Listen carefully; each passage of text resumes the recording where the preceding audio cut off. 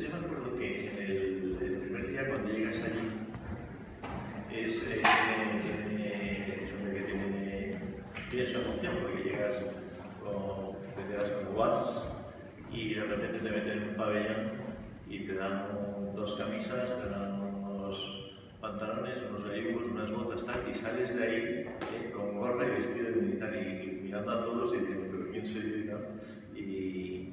Y es bueno, tiene su gracia y su impacto, porque a partir de ese momento eres soldado, ¿no? O sea, eres soldado. No sabes muy bien qué es eso, ni por qué eres soldado, ni qué es un soldado, pero ahí está. Entonces me acuerdo que nos sacaron y nos formaron enseguida. Y cuando nos formaron, subió allí el comandante y nos dio una beca en la que nos quería transmitir lo fundamental para un soldado. Entonces, lo fundamental era navarro, y los navarros son muy directos, muy claros, y luego, bueno, pues con una capacidad poética que no sé yo si grandes poetas o no, pero en general son bastante, ¿no? Es más grande que grande, suelen decir, ¿no? O es más divertido que divertido, y tal. O sea, el segundo término muchas veces es el mismo, ¿no? O sea, porque son... Entonces, es que nos puso allí y nos dijo, todos ahí firmes, y dijo, os voy a decir una cosa que no tenéis que olvidar nunca. No podéis olvidar nunca mientras estéis aquí y estéis estudiando. Y lo que os tengo que decir es que lo primero es lo primero. Que lo segundo es lo segundo. Y lo tercero, lo tercero. Rompan filas. Entonces nos hemos leído y decimos, este es un sabio. Entonces, pero lo que nos quería decir es bastante interesante. O sea, porque es verdad que si no olvidas esto, la vida te suele ir muy bien. Y si lo olvidas, se te complica. Y es que lo primero es lo primero. Lo segundo es lo segundo. Y lo tercero es lo tercero. Entonces, esto lo voy a volver a eso. Entonces, lo que quería hablar era de que muchas veces, cuando se nos propone orar, conectar con Dios, se nos invita y muchas veces pensamos, muchas veces es que no creo, pero ¿por qué no? Porque es que no encuentro nada. O sea, es como cerrar los ojos, mirar hacia adentro y entonces buscar a ver si tengo fe o no tengo fe. Yo siempre les digo, si quieres encontrar la fe, lo que tienes que hacer es abrir los ojos y mirar, ¿no? Y ver la historia, ver cosas, ¿no? Lo que ocurre fuera de aquí. Pero cuando pensamos en orar, en conectar con Dios, muchas veces el primer movimiento, ¿no? que a todos se nos ocurre es cerrarnos y entonces empezar a buscar ahí dentro como algo, ¿no? A ver, como que yo hablo a Dios y entonces... pero solemos ir a nuestro interior, ¿no? Cosa que no está mal. Pero entrar en la intimidad, ¿no?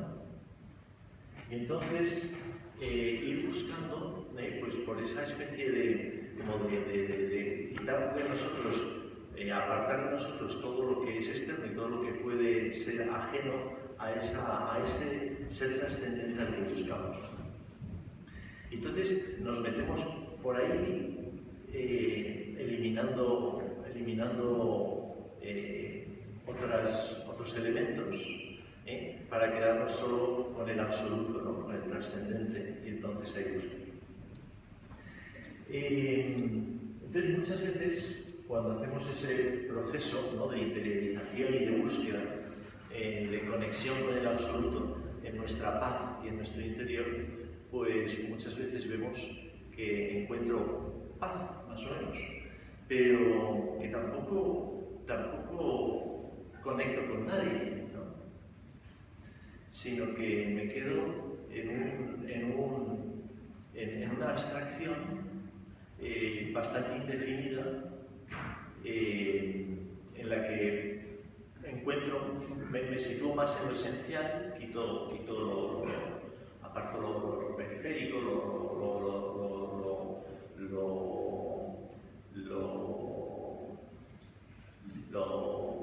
temporal, lo pasajero, y entonces me voy quedando con lo esencial. Bien, pues este proceso, cuando nosotros los cristianos hablamos de oración, no tiene algo que ver con esto, pero no tiene nada que ver con esto. Porque nosotros entendemos que la conexión con Dios y la oración no es lo primero, sino que es lo segundo.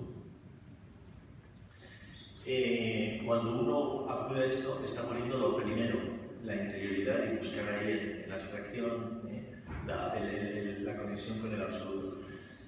Esta es una propuesta, por ejemplo, de todas las religiones orientales, pues el nirvana, por ejemplo, ¿no? O la iluminación, ¿no? El proceso de iluminación, la meditación trascendental, ¿no? Son prácticas que enseñan ese modo de introducirte en ti mismo. Pero los cristianos no lo dejamos así. Los cristianos entendemos que lo primero, que es segundo. Lo primero es que Dios habla. Y para nosotros la oración no es esta introspección, sino que es escucha. Esto es muy importante.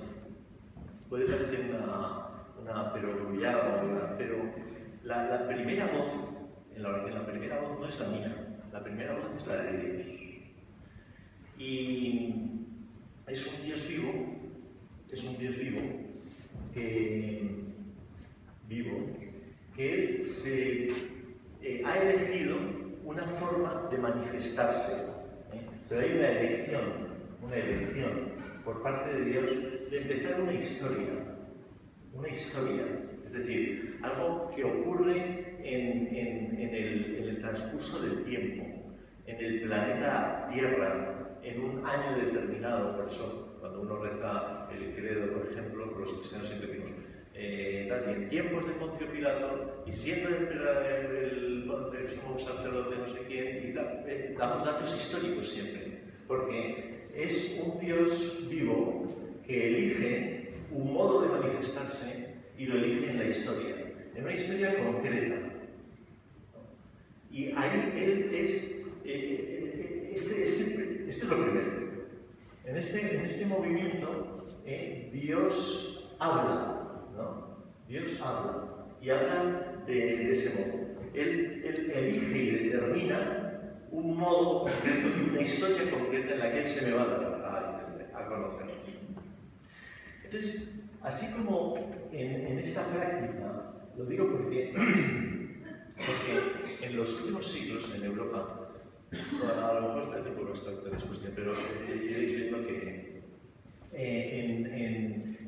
llevamos unos cuantos siglos en los que la filosofía y toda la línea del pensamiento ha invitado al subjetivismo, ¿no? al mundo subjetivo, interior, ¿no? En el que uno se adentra y ahí es donde tiene que encontrar las verdades. Y entre las verdades hay un movimiento en el hombre que es el deseo de lo trascendente. Y entonces el hombre busca a Dios a partir de su deseo.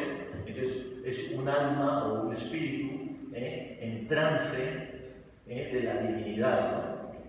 Que se pone en trance, se pone en una situación concreta buscando esa experiencia interior. Y en esa experiencia interior él espera conectar con lo trascendente. Y se conecta de algún modo. Pero contrapuesto a esto es la oración cristiana y la conexión con Dios nuestra no es por la vía del deseo que sube, sino es la vía de la revelación. O sea, un Dios que se revela, que se da a conocer, se manifiesta en una historia concreta que Él elige. Y entonces yo lo que hago es escuchar a ese Dios.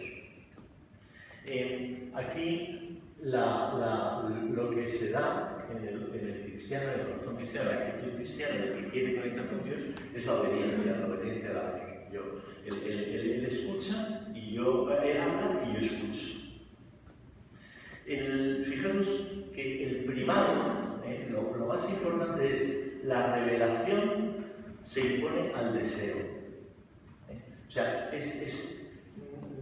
deseo del trascendente es bueno, pero lo primero es que Dios me busca y habla, y lo segundo es que yo escucho y le deseo.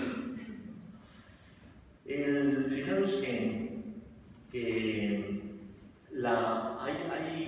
hay algo que en esta revelación hay una mediación quiere decir que no es inmediato, sino que es inmediato, es decir, que no es un contacto directo, sino que hay una mediación, un intermediario, ¿no?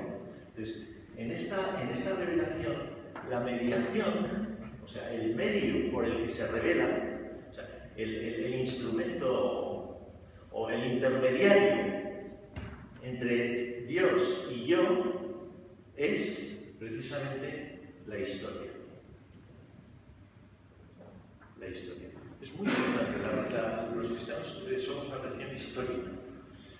Entonces, esa historia elegida por Dios se da en concreto a través de el pueblo de Israel, Jesús de Nazaret y la Iglesia. Estos tres elementos, elementos históricos, concretos, son la mediación entre Dios y yo. O sea, aquí es donde Dios se me da a conocer y donde yo conozco a Dios y donde yo puedo conectar con Dios. Es una conexión con Dios mediada por la historia. O mejor dicho, una manifestación de Dios, una revelación de Dios mediada por la historia. Claro, entonces, cuando muchas veces aquí se busca una conexión con la trascendencia inmediata. Yo me meto en mí y entonces voy buscando ahí, ¿no? O sea, y conectar inmediatamente yo con el absoluto. Y sin embargo, en el caso nuestro es buscar, nosotros lo que hacemos es buscar el realismo de la historia. Una historia dramática, que va ocurriendo y que es real.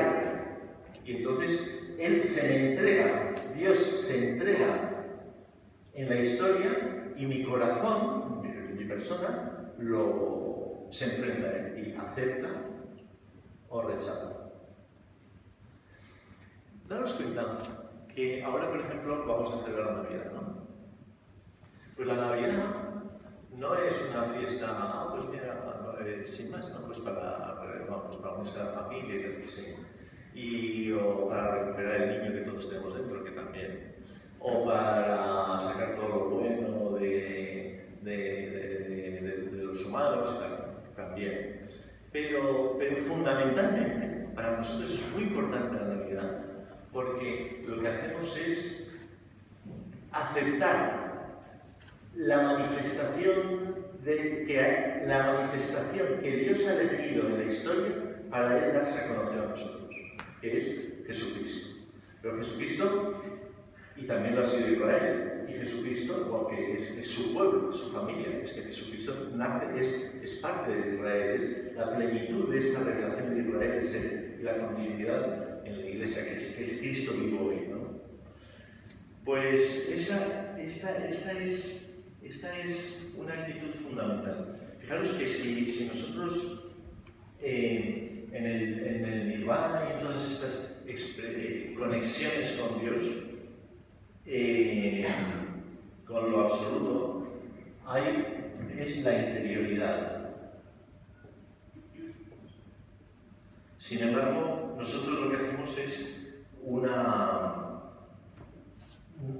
no es una experiencia inmediata a través de mi interioridad, sino que es una fe en esta mediación histórica que me da a conocer una historia de amor de Dios conmigo, por la que Dios se manifiesta. Entonces, esto a lo mejor es un poco invisible, ¿no? Pero es fundamental. Porque entonces nosotros, fijaros, os voy a leer un pasaje del Evangelio. Dice, ¿cómo fue? No tengo mucho. Dice, según iban de camino, Jesús entró en una aldea y una mujer llamada Marta lo recibió en su casa. Tenía Marta una hermana llamada María, que sentada a los pies del Señor escuchaba su palabra. Marta, en cambio, estaba atareada con muchos quehaceres del servicio. Entonces Marta se acercó a Jesús y le dijo, Señor, ¿no te importa que mi hermana me deje sola en el servicio? Dile que me ayude. Pero el Señor le contesta, Marta, Marta, andas inquieta y preocupada por muchas cosas cuando en realidad una sola es necesaria. María ha escogido la mejor parte y nadie se la quita. Aquí muchas veces se contrapone Marta y María, ¿no? Marta y María. Y se contrapone, bueno, pues es la vida de la acción y la vida de la contemplación, pero no es eso. De lo que está hablando aquí este pasaje, ¿de qué es? María, a los pies del Señor, escuchaba su palabra. Escuchaba su palabra. Está contraponiendo la escucha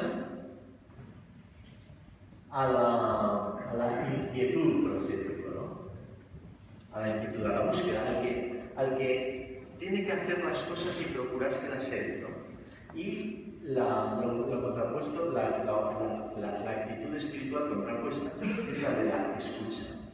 Entonces, la oración nuestra es escuchar, es desarrollar una intimidad para que esta nueva alianza, para que esta alianza que Dios quiere hacer con su pueblo de Israel, que la hace nueva con Jesús, es amarás al Señor tu Dios, yo seré tu Dios y tú serás mi pueblo, ¿no? O sea, entonces, la oración es el momento en el que yo me pongo a la escucha de ese Dios que ha empezado una historia conmigo, la empezó con Israel, pero los judíos en la noche de la Pascua y tal, sale siempre un niño o el padre de familia y lee, el Señor me liberó, pero lo dice en primera persona, porque hay una conciencia de que yo soy parte de todo esto. O sea, todo lo que ha ocurrido en la historia, pero antes que los pueblos de Israel me da igual, pues es importantísimo. Aunque sea lo que ha pasado con el pueblo de Israel, es brutal, porque lo que ha pasado con el pueblo de Israel me ha pasado conmigo. Y es la liberación, la luz, todo lo que el pueblo de Israel ha ido experimentando por intervenciones de Dios son para todos y son para mí. Y todo lo que ha hecho Jesús me afecta a mí y todo lo que ocurre en la Iglesia me afecta a mí. Entonces muchas veces decimos, es que yo me pongo a orar y no, es que Dios no me dice nada. Bueno, es que Dios ha dicho todo esto. Y esto me lo ha dicho a mí. O sea, es que este tic, que a lo mejor os parece como muy, dice, oh, estos tíos quiénes son, qué raros. No, estos somos nosotros. O sea, el occidental, nosotros que somos occidentales, estamos formados de una manera por la cual buscamos muchas veces a Dios con esa inmediatez trascendente espiritual en mi interior y a ver qué me dice a mí. No, tranquilo. O sea, no necesitas ninguna experiencia interior. No digo que no sea importante la interioridad, es fundamental, porque esta historia la encuentro yo en mi corazón, o sea, en mi interior es donde yo descubro ese Dios que actúa y que está buscándome y cómo se aplica y cómo me habla Él a través de lo que habla. Eso me lo dice a mí hoy, en mi corazón, en mi interior. Pero esto es lo segundo. O sea, yo cuando me pongo delante del Señor, lo que hago es escuchar todo lo que Él ha hecho. O sea, por ejemplo, ahora en Navidad escucho lo que hace. O sea, se hace niño, ¿y por qué? ¿Y qué buscas? ¿Y cómo reaccionan unos? ¿Y cómo reacciona tu madre? ¿Y qué dicen cuando aparecen ahí los ángeles que dicen gloria a Dios en el cielo y en la tierra paz? Bueno, ¿y qué está buscándome? O sea, ¿qué me está diciendo Dios a través de los hechos? Entonces, yo eso lo llevo aquí en mi interior y fijaros, por ejemplo, la oración de la misa el otro día. Dios Todopoderoso, que amanezca en nuestros corazones el resplandor de tu gloria, Cristo, tu Hijo, para que su venida, Fijaros que, como lo católico siempre completo, que amanezca en nuestros corazones, en mi interioridad, aquí, que amanezca ahí el resplandor de tu gloria, de Cristo, para que su venida, en esa elección de una historia concreta, para los que en su venida ahuyente, para que su venida ahuyente las tinieblas del pecado y nos manifieste como hijos de la luz. Es decir, que esto es lo que completa la oración. O sea, haz que en mi corazón este Dios pueda hablar y entonces amanezca en mi corazón, que es donde yo encuentro ese nacimiento de Cristo, que es histórico, se va a dar de nuevo, deseo que se dé de nuevo en mi corazón, entonces que amanezca aquí la luz suya. Y entonces este es el efecto de la oración, es reconocer y escuchar en mi corazón los hechos históricos y las palabras de Dios que vienen a mi corazón. Y entonces, esto, reconocido en mi corazón, actúa y me transforma. Entonces, la oración es ese laboratorio donde yo escucho a Dios y me pongo obediente a lo que Él me va diciendo y me va enseñando, y en esa aceptación de su palabra en mí y mi disposición a seguirlo, Él va transformando, ahuyente las tinieblas del pecado y nos manifieste como hijos de la luz, y me va haciendo hijo de la luz. Ese es el sentido de la oración, ¿no? O sea, por eso en nuestra oración es muy bueno que muchas veces llevemos a la oración, que llevemos textos, ¿no?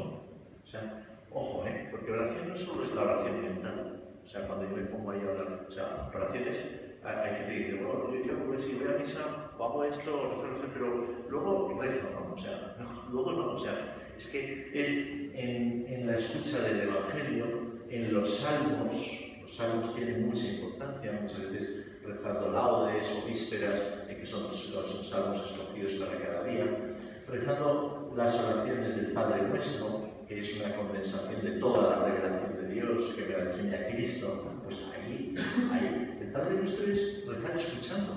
O sea, yo hago oración con lo que Él me ha dicho, que estás en los cielos, santificados en tu nombre, venga a nosotros. Todo eso lo hago oración mía, porque lo he escuchado y entonces lo hago mío y el Evangelio es fundamental.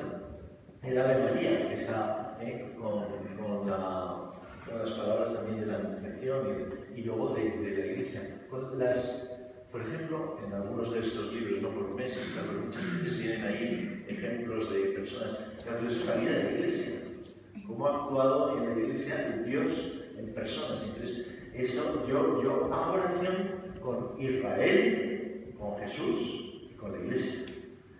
Yo escucho a Dios ahí. Entonces, que cuando no escuchemos, por ejemplo, si yo me pongo aquí, no tengo es que Dios no me dice nada, pero me dice muchísimo, o sea, que me lo dice todo en Cristo, y me lo dice además en la hostia. Me dice, este es mi cuerpo para vosotros, para liberar a los hombres de sus pecados, aquí tenéis la vida. Entonces, yo lo que hago es escuchar lo que Él dice, lo que Él hace y lo que Él dice, ¿no? Entonces, por eso siempre es que lo primero es lo primero, lo segundo es lo segundo, y lo tercero no lo tercero, ¿no? Pues escritura, salmo, la liturgia, oraciones vocales, la oración personal, pero siempre alimentada de esa escucha. Por eso, que estemos tranquilos. No, con todo esto no quito ningún valor, porque es fundamental a esta interioridad. O sea, es que sin interioridad no hay oración. Ahora, es lo segundo. Es el lugar donde yo escucho. Marta y María, ella escuchaba, no se ponía ahí a hablar, pero se escuchaba. Pues esto es lo que os quería contar. Entonces, la Navidad es clave. Lo que ocurre en la misa es clave. Lo que leo en el Evangelio es clave. Es que Dios me está hablando ahí. debe estar atento. No tiene por qué hablar solo con una emoción interior que diga, ay, es que he visto ¿no? Me ha dado gusto de cuando he pensado no sé qué, o me ha parecido como que me sacudía, no sé qué. Pues bien, se ocurre muy bien, pero no es lo fundamental. O sea, la escucha es, coges lo que Marta y María tal, y Jesús le dice, mira, Señor, tú le dices, has escogido la mejor parte, Señor. Y eso me lo dice a mí. O sea, yo escucho la palabra de Cristo, que se ha manifestado de este modo. Bien, pues nada, entonces en la realidad vamos a abrirnos mucho a lo que Cristo habla, a lo que Cristo nos dice, a lo que la Iglesia dice, ¿no? a cómo la Iglesia devuelve esas, por ejemplo, los salmos, si los cogéis veréis que son como la respuesta de la Iglesia a lo que Dios ha hablado. El pueblo, todo lo que ha ocurrido en la historia es muy importante, es muy importante. El pueblo de Israel continuamente está hablando de la liberación del Mar Rojo, y han pasado siglos, pero siguen hablando y alabando a Dios y agradeciendo la liberación, el cruce del Mar Rojo, que liberó el pueblo del sometimiento al pueblo egipcio, y ese es su contenido de la oración, porque es su historia, ¿no? Es donde Dios les ha actuado. Entonces nosotros, es bueno que muchas veces hablemos sobre los hechos históricos, sobre los hechos históricos, y así rezar, disfrutar, escuchar, y que Él pueda... Porque tengo miedo de mí mismo, porque no disfruto hoy de cada minuto, porque querría ser de un modo distinto, porque vivo siempre lo que haré. Tanta cosa para motivarme, basta ya de maltratarme. Dime, Padre, ¿por qué no me quiero? Solo tu aprecio mata mi desprecio. Hazme oír lo que te gustó, que vea que me miras con pasión,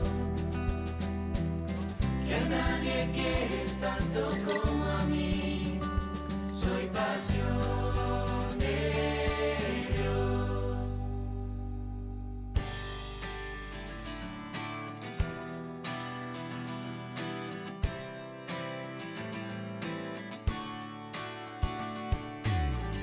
Me dicen que huya de mi debilidad, tú me dices que permanezca en ella.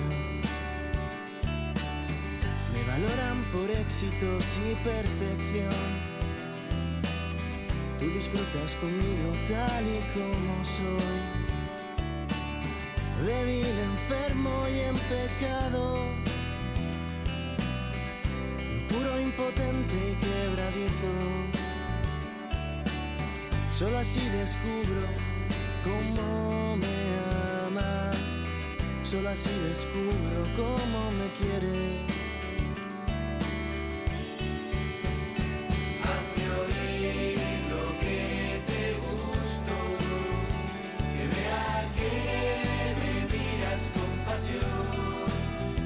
Que te recreas en mi belleza, que soy la niña de tus ojos, que a nadie quieres tanto como a mí.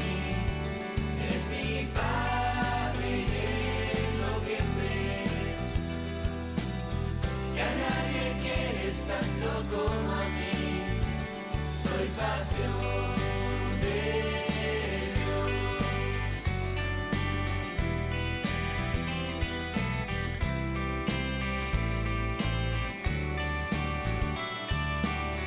Con la furia del mar y la solidez de la roca, con el ímpetu de la tormenta, la fuerza del vendaval, con esa misma contundencia tú me dices: tú eres mío, tú eres mío. Hazme oír lo que te gustó, que vea que me miras con pasión,